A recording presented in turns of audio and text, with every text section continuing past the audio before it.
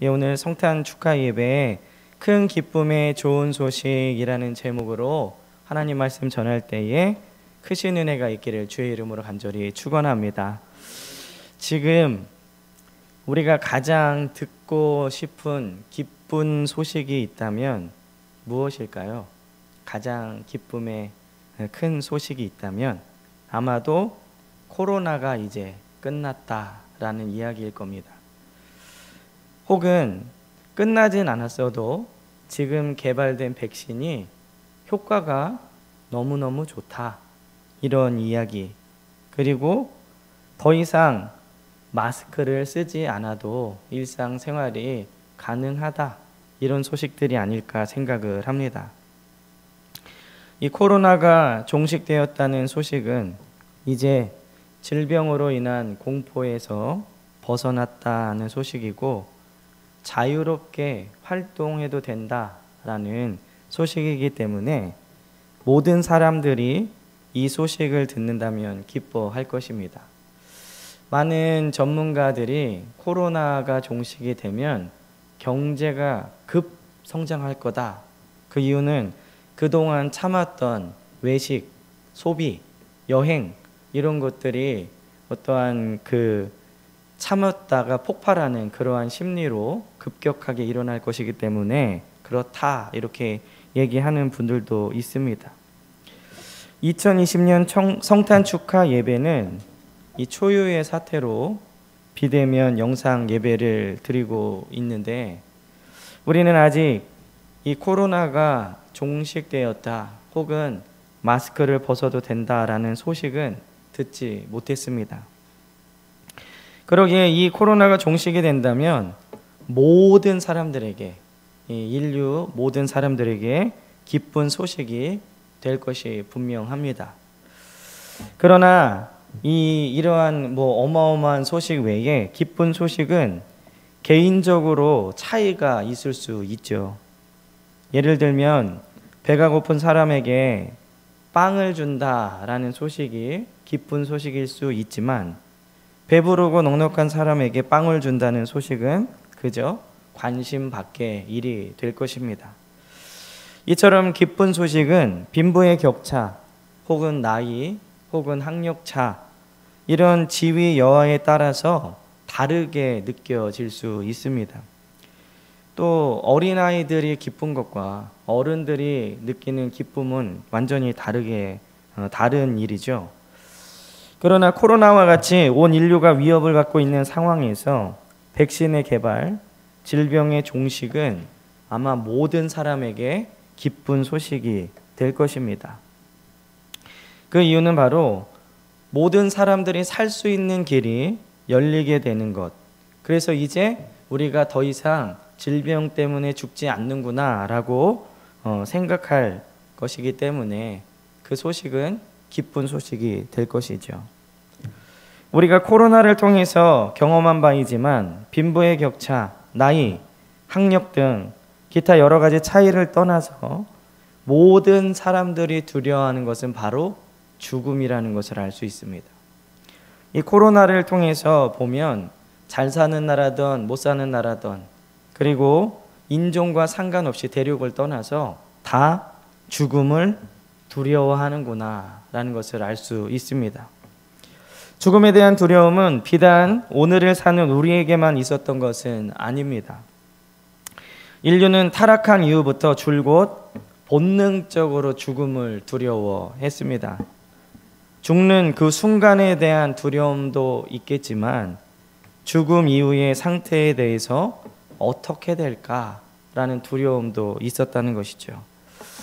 인간은 죽음 앞에서 너무나 무기력한 존재임을 알고 있습니다. 아무리 많이 공부한 사람도, 아무리 많은 돈을 갖고 있는 사람도, 어떤 권력자라도 이 죽음을 이기지 못했습니다.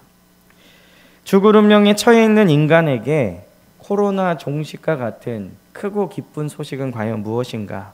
바로 그 죽음에서 건짐받았다라는 소식일 것입니다. 성경은 죽음에서 건짐받은 것을 구원이다라고 말하고 있습니다. 물론 여러 가지 의미의 구원이 있죠. 가난에서 건짐받은 것도 구원이고, 전쟁에서 구원받은 것도 다 구원입니다. 그러나 성경에서 말하는 구원의 가장 큰 의미는 바로 이 영원한 멸망으로부터 건짐을 받았다라는 것입니다. 지금으로부터 약 2000년 전에 온 인류가 당할 이 죽음으로부터 구원할 분이 오셨는데 그분이 바로 우리가 믿는 예수님입니다. 그분은 우리를 죽음에서 건져주실 분이기 때문에 구원을 주시는 분이라는 의미로 우리는 구주라고 부릅니다. 사실 다른 때 같으면요, 기쁘고 즐거운 마음으로 들떠 있고 또 크리스마스의 의미도 모르는 세상 사람들조차 흥이나 있을 그러한 시기지만 지금은 5인 이상 모임도 금지되고 그리고 다 모여서 예배도 할 수 없는 올 크리스마스는 더욱더 예수님이 이 땅에 오신 의미를 깊이 새길 수 있는 그런 날인 줄 믿습니다. 그렇다면 오늘 말씀을 통해서 우리가 들을 큰 기쁨의 좋은 소식은 무엇이냐? 첫째는 무서워하지 말라입니다. 오늘 10절에 보면요, 천사가 이르되 무서워하지 말라. 이 천사의 모습을 본 목자들은 무서웠습니다. 그도 그럴 것이요, 이 영적인 존재를 보는 인간들은 다 본능적으로 무서워하게 되어 있죠. 그러니까 뭐 이 영적인 존재, 귀신이나 유령이나 이런 것들을 어린아이들이 무서워하죠. 이런 영적인 존재를 보면 사람들은 무서워하게 되어 있습니다. 그때 천사들은 무서워하는 목자들에게 무서워하지 말라라고 안심을 시키고 복된 소식을 전하고 있습니다. 오늘 이 목자들을 보면요, 언제 사람들의 두려움이 멈추게 되느냐? 바로 복음이 증거될 때에 두려움이 멈추게 됩니다. 사실 신문과 언론에 보면요, 백신과 코로나 상황을 지금보다 더 정직하게 전했더라도 우리 국민이 느끼는 두려움은 지금보다 덜했을 겁니다. 백신의 안전성을 검증하기 위해서라도 백신을 조금 늦게 맞는 게, 우리는 미국이나 영국처럼 하루에 몇만 명씩 사망자가 나오는 게 아니기 때문에 지금 갖고 있는 치료제와 병상으로 위기를 넘길 수 있기 때문에 안전성이 확보되면 백신을 맞아도 된다라는 그러한 전문가들의 의견을 무시하고 오로지 국민들에게 두려움을 주기 위한 기사들로 도배가 되니 사람들이 더 무서워할 수밖에 없죠. 그러나 우리가 알아야 될 것은 어차피 세상은 우리에게 위로를 주지 않습니다. 다른 성탄절 때는 축복의 말씀, 그리고 예수님이 이 땅에 오신 것에 대해서 기뻐하고 말씀을 짧게 전하고 성탄 발표를 하고 즐거움을 나누는 시간을 가졌겠지만 올 크리스마스는요, 이 말씀을 묵상하면서 무서워하지 말라라는 이 말씀이 더 크게 묵상되었던 것 같습니다. 제가 여러 해 성탄 설교를 했지만, 그리고 이 본문을 가지고 여러 번 본문의 말씀을 전했지만 무서워하지 말라라는 본문에 집중한 적은 한 번도 없었던 것 같습니다. 그러나 올 성탄절에 천사들이 목자들에게 말했던 첫 번째 메시지, 무서워하지 말라. 오늘 이 말씀이 오늘 저와 우리 사랑하는 성도님들에게 하나님이 주시는 귀한 말씀인 줄 믿습니다. 우리는 천사가 전해준 소식과 같이요, 무서워하지 말아야 합니다. 비록 성탄 축하 예배를 온라인으로 드리고 있지만 우리를 위해 주님께서 모든 것을 완성해 놓으신 지 무려 2000년이 훨씬 지났기 때문이죠. 지금 우리가 백신이 두려운 이유는 한 번도 맞아본 적이 없고, 그리고 급하게 개발된 거기 때문에 우리 한때 이 독감 백신 맞는 것도 두려워했잖아요. 70년이나 검증된 백신을 맞고도 사망자가 나왔다라는 그 뉴스를 보고 오히려 올해 독감을 많이 백신을 맞아야 되는데 이 접종률이 낮아져서 구입한 백신을 버리게 됐다, 국력 낭비가 됐다라고 의료계 전문가들이 이야기를 하고 있습니다. 그런데 이미 2000년 전에 사망에서 이 생명으로 옮겨지는 백신과 같은 십자가의 구원이 이루어졌다는 것이죠. 우리는 백신이 개발됐기 때문에 무서워하지 않는 것이 아니라 주님이 이미 우리를 위해 구원의 길을 열어놓으셨기 때문에 두려워하지 않고 살게 되었다는 것입니다. 목자들이 왜 천사를 보고 두려워했는가? 영적인 존재를 보았으니 이제 우리는 죽게 되었다라고 두려워했던 것이죠. 하나님을 봤으니 죽을 것이라고 생각했습니다. 구약에는 하나님을 보면 사람이 죽었습니다. 왜냐? 죄가 있는 사람은 너무나 거룩하신 하나님을 정면으로 대하면 그 죄 때문에 죽게 되어 있는 것이죠. 그래서 모세조차도 하나님을 정면으로 바라보지 못하고 하나님을 보여달라고 했을 때 하나님의 뒷모습만 볼 수 있었습니다. 그러나 신약에 와서는 예수님을 만난 사람들이 살게 되었습니다. 왜냐? 예수님을 만나 죄 용서함을 받고, 그래서 죄 용서함을 받은 사람들은 이제 하나님을 만나도 죽지 않는 사람들이 된 것이죠. 구주를 만난 사람들은 이제 살게 되었습니다.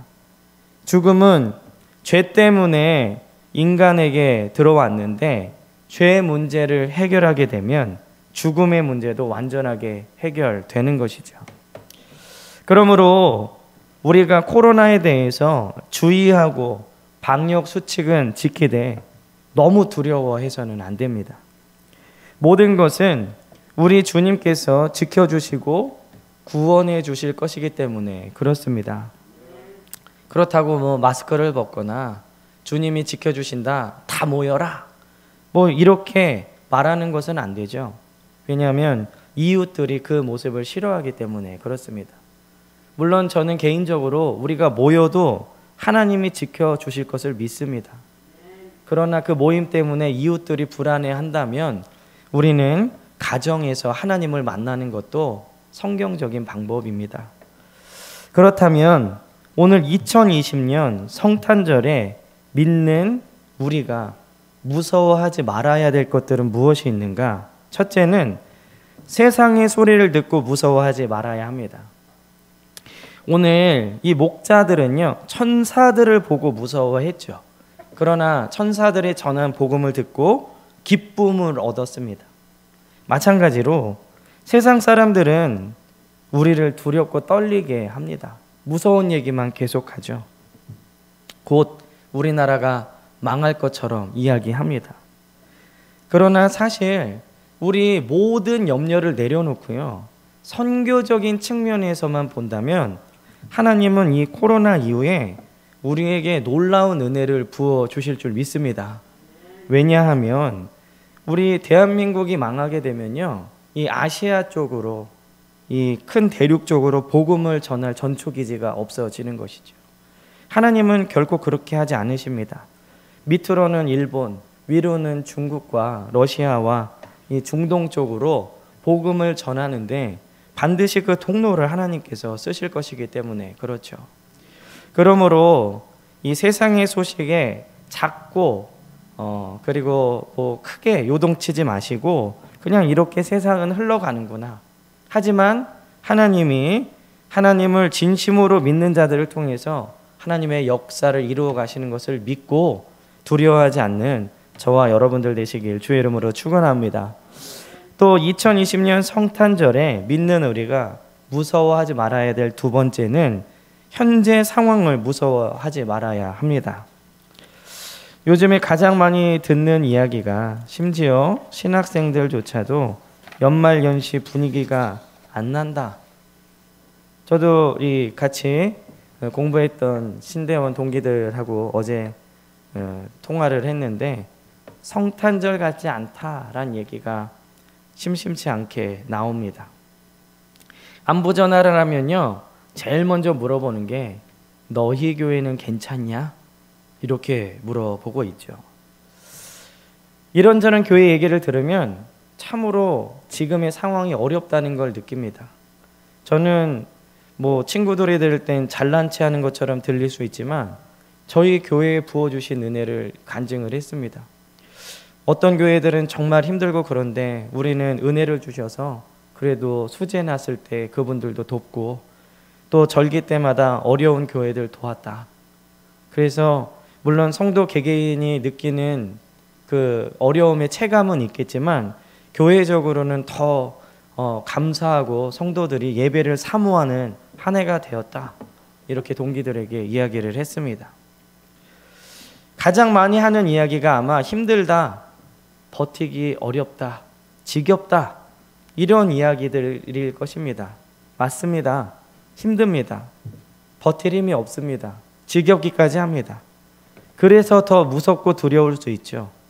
그러나 우리가 기억해야 될 것은 우리는 버티는 자들이 아니라 믿음으로 승리하는 자들임을 잊지 않으시기를 주의 이름으로 축원합니다. 그것은 내 의지가 강해서가 아니라 우리 주님이 우리와 함께 하시기 때문에 우리는 반드시 승리한 자들임을 믿습니다. 지금 상황이 아무리 어두워도 하나님이 우리와 함께 하시면 언제든지 위기를 기회로 바꾸어 주실 것입니다. 하나님은 분명히 이 위기를 통해서 우리 교회를 그리고 한국 교회를 그리고 우리 대한민국을 크게 영광스럽게 사용하실 줄 믿습니다. 그리고 2020년 성탄절에 우리가 두려워하지 말아야 할 세 번째는 알 수 없는 미래를 무서워하지 말아야 합니다. 미래는 현재의 결과로 나타나죠. 그러나 미래는 불투명하고 알 수 없는 특성이 있습니다. 꼭 현재의 어떤 것으로 인해 결과적으로 미래가 나타나는 것은 아니라는 거죠. 대부분 그렇지만 그렇지 않을 수도 있습니다. 그렇다고 다가올 미래를 무조건 두려워해서는 안 됩니다. 미래는 하나님께 달려있기 때문에 하나님께 맡기고 오늘을 열심히 충성하면 하나님께서 우리의 미래에 함께 해주시기 때문에 그렇습니다. 오늘 성탄 메시지에 무서워하지 말라라는 천사가 전한 메시지를 아까도 제가 말씀드렸지만 한 번도 이 메시지에 성탄절에 강조해서 전한 적이 없는데 그러나 올 성탄 메시지는 어느 때보다 무서워하지 말라라는 천사가 전해준 소식이 우리 사랑하는 성도님들에게 필요한 메시지인 것 같습니다.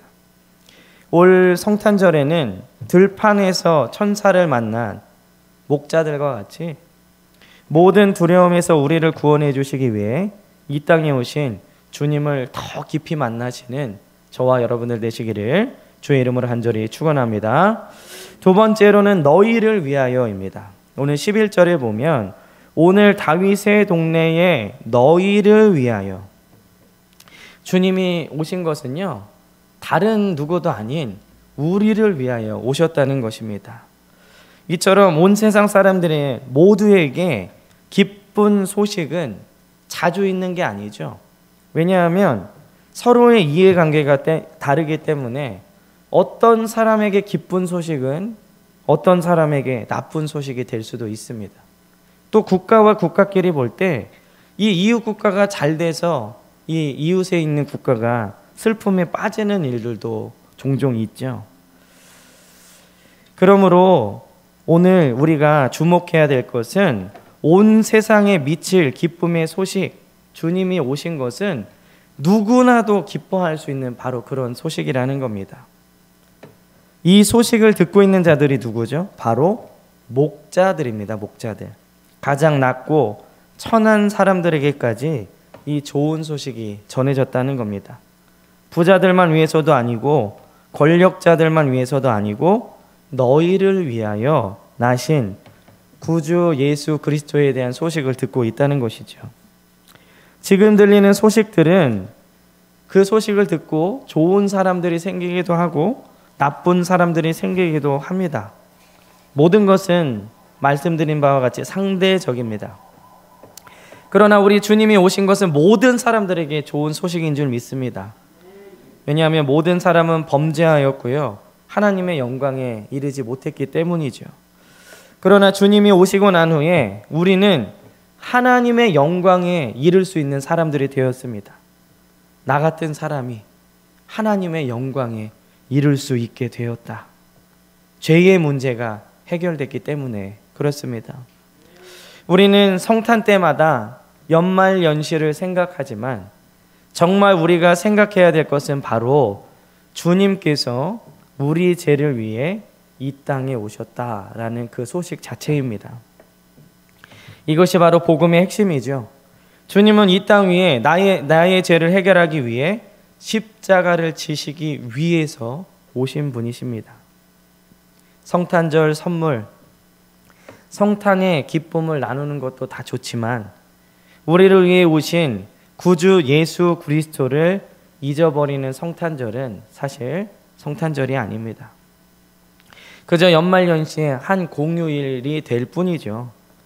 오늘 가정에서 성탄 예배를 드리시는 귀한 베델교회 성도님들은 우리를 위해 이 땅에 오신 예수님을 어느 때보다 깊이 묵상하시는 귀한 여러분들 되시기를 주의 이름으로 간절히 축원합니다. 마지막으로는 우리를 위하여 나신 분은 바로 그리스도 주님이십니다. 그리스도는요, 기름 부음을 받은 자라는 뜻으로 히브리어의 같은 의미가 바로 메시아입니다. 메시아, 기름 부음을 받음이라는 뜻인데 그 말을 히브리어를 헬라어로 옮긴 게 바로 그리스도입니다. 구약에서는요, 기름 부음을 왕과 선지자와 제사장들이 받았죠. 구약에는 왕과 선지자와 제사장의 역할이 각각 달랐고요. 왕이 제사장이 될 수 없었습니다. 그래서 구약적인 의미의 그리스도는 적어도 3명이 있었습니다. 왕, 선지자, 제사장. 이들은 다 기름 부음을 받았기 때문에 메시아라고 할 수 있겠죠. 그래서 구약의 그리스도의 개념은 복수입니다. 여러 명의 그리스도가 있다. 그러나 신약에 와서는요, 그리스도는 오직 예수님만 지칭하는 이 단수적인 의미의 용어가 되었습니다. 그래서 예수님은 왕, 선지자, 제사장, 삼중직을 맡은 분이시기 때문에 오직 예수님만이 그리스도가 되는 것입니다. 이게 신약의 그리스도의 개념이거든요. 구약의 복수의 개념인 그리스도가 신약에 와서 단수, 오직 예수님만을 지칭하는 용어로 바뀌게 되었고, 구약의 그리스도 기름 부음을 받은 자들은 모두 실수가 있고 죄가 있는 자들이지만 참된 그리스도는 오직 예수님 한 분뿐이신 줄 믿습니다. 오늘 우리는 우리를 위해 나신 분이 어떤 분이신가를 정확하게 알아야 합니다. 성탄절은 예수님이 탄생하신 날이라는 것을 세상 사람들도 알고 있지만 그분이 어떤 분인지는 다 정확하게 모릅니다.